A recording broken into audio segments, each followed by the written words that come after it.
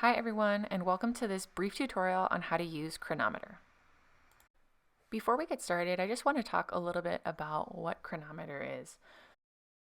So Cronometer is actually a tool that we will use to track our daily food intake.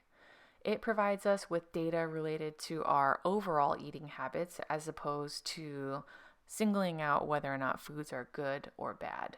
Remember, there are no good or bad foods, but rather we should look at the overall picture of our diet as a whole. So, Cronometer allows us to track things like macronutrients, which can impact body composition, as well as micronutrients, which can play a really important role in things like energy levels, overall health, and disease prevention. So, let's go ahead and get started. The first step is to create an account, and you can actually go ahead and use that either on your phone, on the app, or on your computer through a browser. Once you've gone ahead and set up a Cronometer account, you can see that we've got diary, trends, foods, settings, plans, and help. The first thing that you're going to want to do is go into the settings tab and set up your profile. So again, go ahead and fill this out. You'll notice that for people identified as females, there are options if you are pregnant and or breastfeeding because your nutrient needs do change. So do keep this in mind. You'll want to go ahead and enter your birthday, your weight, height.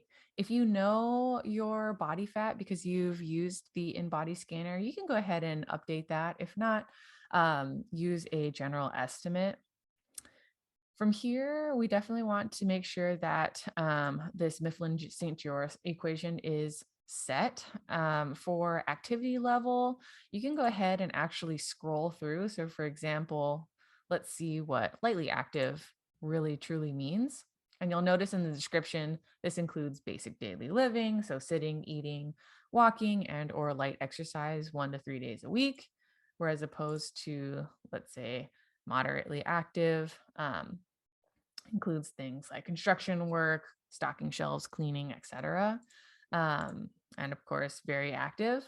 So go ahead and scroll through these different activity levels. Essentially, what this is it's helping to calculate the total amount of energy that you burn with your activity level. So this BMR stands for basal metabolic rate. This is the amount of energy that your body needs just to survive and do all of the daily functions like push the food down your esophagus and churn it in your stomach, all of those kinds of things, breathing. Whereas activity level is all of the additional calories that you'll need in order to fuel whatever type of activity that you're doing. From here, all your total energy is calculated for you. You can actually go ahead and set weight goals if you would like to. And we can work together to determine the rate of weight loss depending on your goal. Again, something that's going to be sustainable long term, that will help you reach your targets if you have one. Um, you don't necessarily need to go ahead and change these, but if you are looking for specific macronutrient ratios, remember again, macronutrients are proteins, carbs, and fat.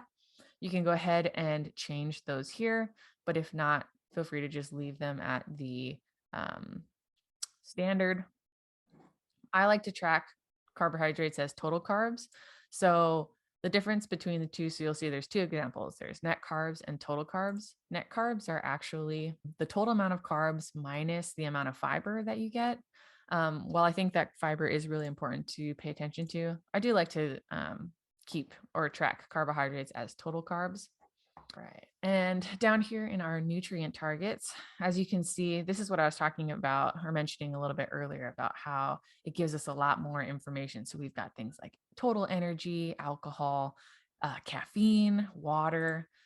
You can go ahead and select vitamins that are important. Again, I typically like to choose all of the big ones. So all the B vitamins, A, C, D, E, and K, as well as minerals. Carbohydrates, I typically stick to fiber, starch, sugars. Oh, added sugars. And I don't need net carbs. But again, you can go ahead and tweak this based on things that you are interested in learning about and or things that we talk about in our sessions. Similar for lipids and protein. So remember, if you have any questions, feel free to reach out to me and I can help walk you through anything that you don't understand or are unclear about. So once you have gone ahead and set up your profile and targets, the next step is to start logging your food. And we're going to do this in the diary tab. And as we add things into our quote unquote diary, they will begin to populate down here. So let's go ahead and choose an example. So, one thing that I would like to point out that's really important, especially when tracking your diet, is how important it is to know correct and accurate measurements. So, if you are thinking about tracking, you may want to either use a scale or measuring tools like measuring cups, tablespoons, etc. And it might just give you, a better idea of how much you are consuming. So, for example, my breakfast this morning, I'm going to go ahead to add food. I'm going to try to be, again, as specific as I can. So, this morning I had Faye 0% Greek yogurt. It was plain. Really, before you go ahead and click add, it's really important to look at the serving size. So, if I click on this drop down menu, sometimes it'll give me different options for serving sizes. So, for example, did I have one of those individual 6-ounce containers? If I did, I'd go ahead and click that and I'd say I had one. You can also do it by ounces, grams, teaspoons, tablespoons. So for this example, I'm going to go ahead and use cups. I measured out 1 cup of yogurt. I'm going to add that to my diary. And so as you can see, it's populated right here. I got a little apple just indicating to me that that is a food product. I'm going to go ahead and add in the rest of the things. So I had maple syrup. Again, go ahead and choose the one that's closest to it. I went ahead and measured out 2 teaspoons. I'm going to go ahead and click add. And as you can see, the total energy that is being calculated in this kind of bottom section is actually a combination of the two, or I should say all of the foods that I've added to my diary. If, for example, I just wanted to see the nutritional facts for this Greek yogurt, what I can do is actually highlight it. So as you can see, this Faye 1 cup of 0% Faye Greek yogurt is highlighted. I'm going to scroll down. And from here, I can actually see more information about my daily totals. So things like total calories, carbohydrates, fats, and proteins. Included in that are also these vitamins and minerals. So sometimes I like to kind of just scroll through and take a look and say, hey, I didn't realize that, this 1 cup of yogurt was such a good source of vitamin B12. That's awesome. You might also notice things that kind of surprise you, where you think to yourself, this food has a lot of caffeine in it. So again, if you select a single food, it'll go ahead and populate. If not, it'll show you your daily total of all of these macro and micronutrients. So let's say that you are trying to input or track a food that you did not prepare. You can always search for it in the search bar, particularly if it is a processed or prepackaged food.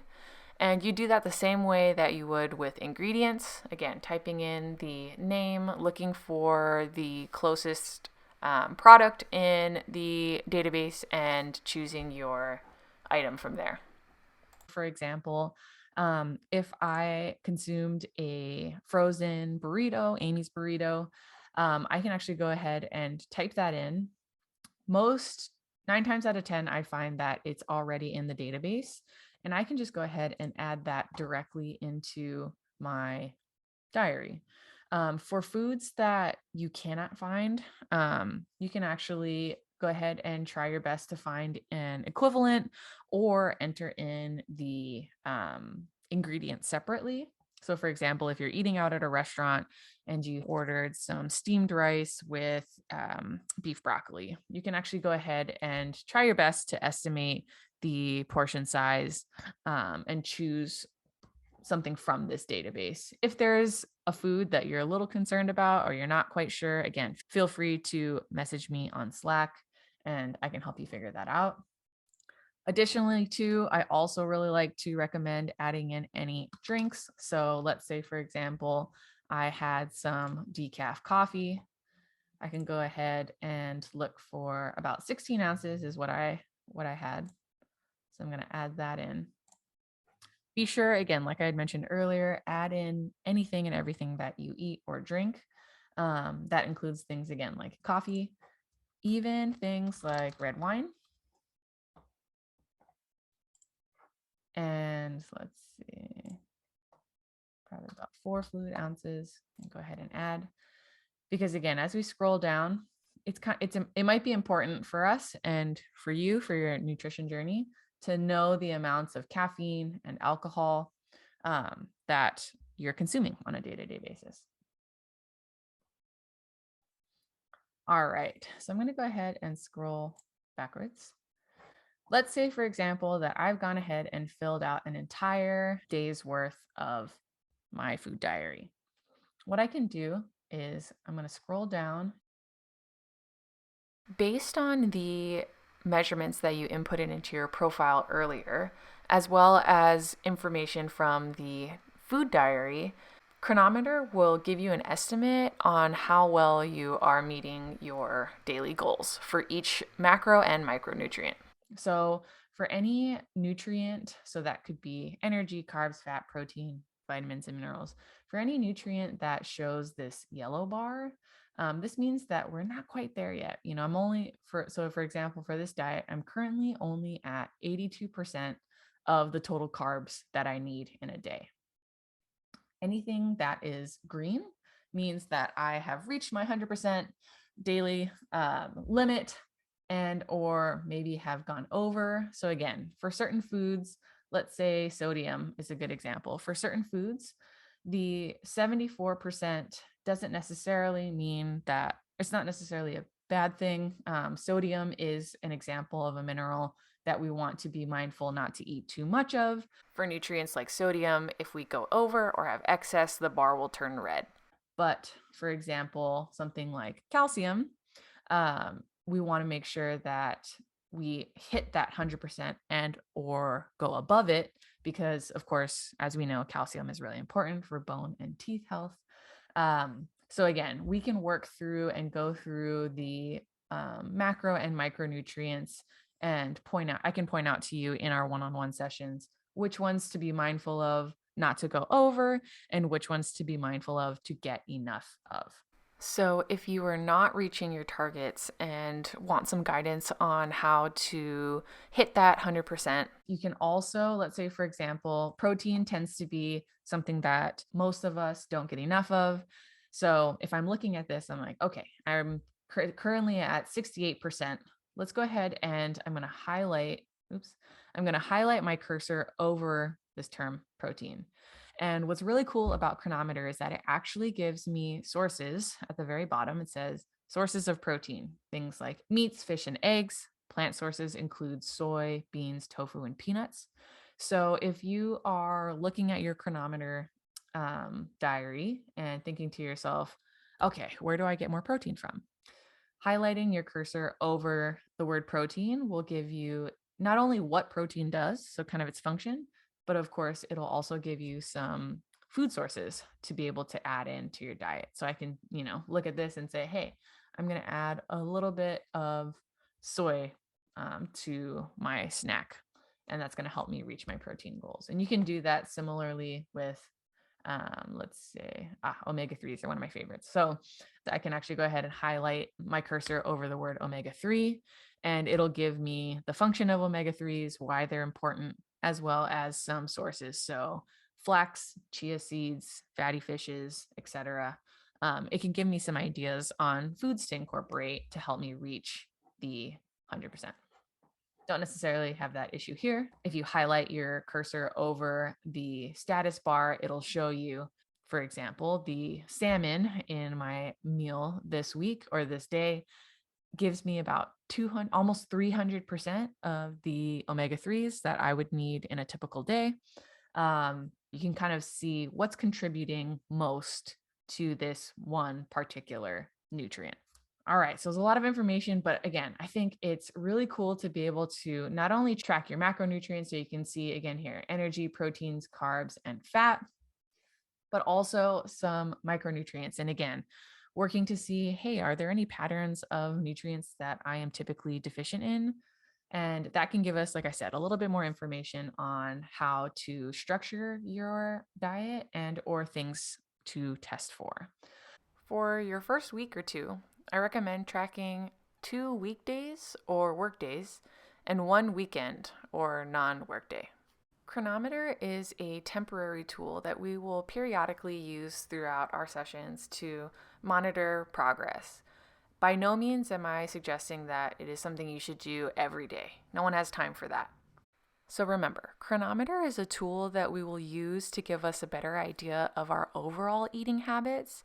And then from that data, we can go ahead and tweak things here and there to make sure that you are reaching the proper macro and micronutrients for you to feel your best.